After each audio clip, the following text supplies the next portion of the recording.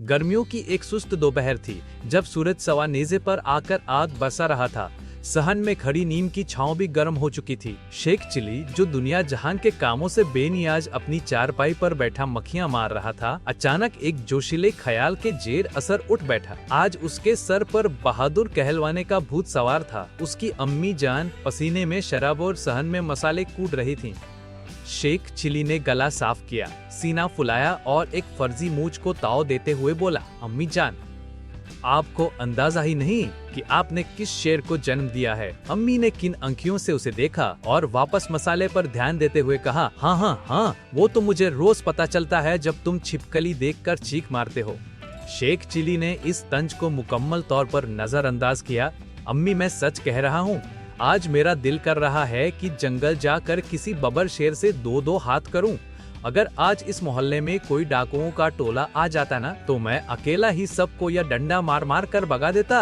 अम्मी ने डंडा उसके हाथ से छीना। बड़ी जबान चल रही है तुम्हारी, यह डंडा मसाले कूटने के काम आएगा, डाकुओं के लिए नहीं। जाओ, हिम्मत है तो वो अंधेरी कोठरी से जरा आटे का कनस्तर तो ला कर दो, फिर शेर को मारना। अम्मी, आप हमेशा मेरे जौहर को जाया कर देती हैं। शेख चिली ने बुरा सा मुंह बनाया और बड़बड़ाता हुआ वापस चारपाई पर लेट गया।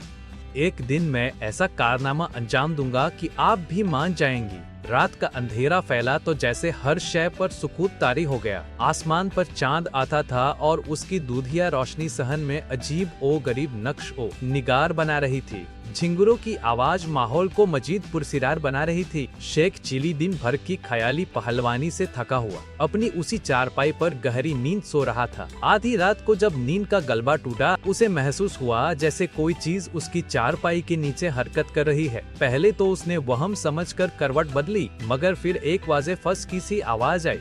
शेख चिली के रोंगटे खड़े हो गए, उसका खून रगों में जैसे जम सा गया। उसने हिम्मत करके अपनी आंखें अंधेरे में फाड़ी और चारपाई के नीचे झांका। चांद की मदम रोशनी जो बांस की चारपाई से छन कर आ रही थी, उसमें उसे एक लंबी सिया चमकदार शय नजर, जो किसी मनहूस नाग की तरह कुंडली मारे बैठी थी। साप उसके हलक से सिर्फ एक घुटी हुई आवाज निकली। उसका दिल धुम धुम करके ऐसे बजने लगा जैसे कोई ढोल पीट रहा हो। उसके दिमाग में ख्याल आया कि क्यों ना शोर मचाकर कहे, अम्मी, हाय मैं मर गया, और चीख मार कर भाग जाए। पर अम्मी के डरपोक कहने के खौफ से उसने अपने इस ख्याल की नफी की और जेर लब बड़बड़ाया, नहीं, अगर मैं चीखा तो अम्मी सुबह कहेंगी, आ गया बबर शेर कोठरी से डरने वाला। नहीं, आज बहादुर बनने का मौका है। आज शेख चिली गाजी बनेगा या शहीद।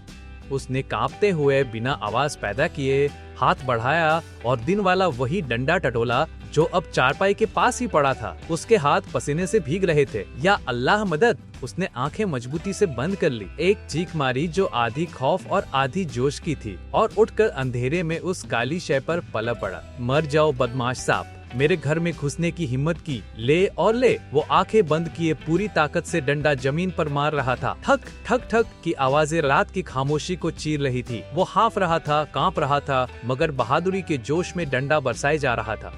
जब वो मार मार कर थक गया और नीचे से कोई हरकत न हुई, तो उसने इत्मीनान का सांस लिया। वो पसीने में शराबोर था, मगर चेहरे पर एक फातेहाना मुस्कुराहट थी। उसने नारा लगाया, अम्मी अम्मी जल्दी उठें, मुबारक हो, आपके बेटे ने आज घर को एक आफत से बचा लिया। मैंने काले नाग को मार दिया है। मैंने कहा था ना कि मैं बहादुर हूँ। अम्मी जान बड़बड़ाती हुई हाथ में लालटेन पकड़े भागती हुई आई। हाय अल्लाह! क्या हुआ? किधर है सांप? मेरे बच्चे, तुझे काटा तो नहीं? शेख चिली ने फख्र से सीना फुलाते हुए कहा, काटेगा कैसे अम्मी जान, मैंने उसका कचूमर निकाल दिया है। वो देखे चारपाई के नीचे जहन्नुम वासिल हो गया है। अम्मी ने डरते डरते लालटेन को झुकाया और रोशनी को चारपाई के नीचे किया। वहाँ कोई काला नाग नहीं, बल्कि नारियल की रस्सी का एक मोटा काला चमकदार गच्छा पड़ा था, जो अम्मी कल ही चारपाई बनवाने के लिए लाई थी और स्टोर में रखना भूल गई थी। अम्मी ने पहले रस्सी के जनाजे को देखा, फिर अपने फातेह आलम बेटे को। सुभान अल्लाह, वाह रे मेरे शेर, तुमने तो कमाल ही कर दिया। शेख चिली ने घबरा कर देखा। अम्मी, ये तो रस्सी है, मगर ये चमक रही थी, ये हिली थी। अम्मी ने अपना सर पीट लिया। अरे बदबख्त, ये चमक नहीं रही थी, ये नई थी और हिली इसलिए कि जब तुम करवट लेते थे तो चारपाई बलती थी। सत्यानाश कर दिया मेरी नई रस्सी का, इसी से तुम्हारी चारपाई बननी थी। अब तुम जमीन पर ही सोना। अगली सुबह ये खबर मोहल्ले में जंगल की आग की तरह फैल गई। जो भी शेख चिली को देखता हंस कर कहता, क्यों भाई बहादुर, आज कोई और रस्सी मारने का इरादा तो नहीं। और शेख चिली शर्मिंदगी से कहता, वो अंधेरे में रस्सी भी सांप ही लगती है, और सच पूछो तो वो थी भी बड़ी खतरनाक किस्म की रस्सी।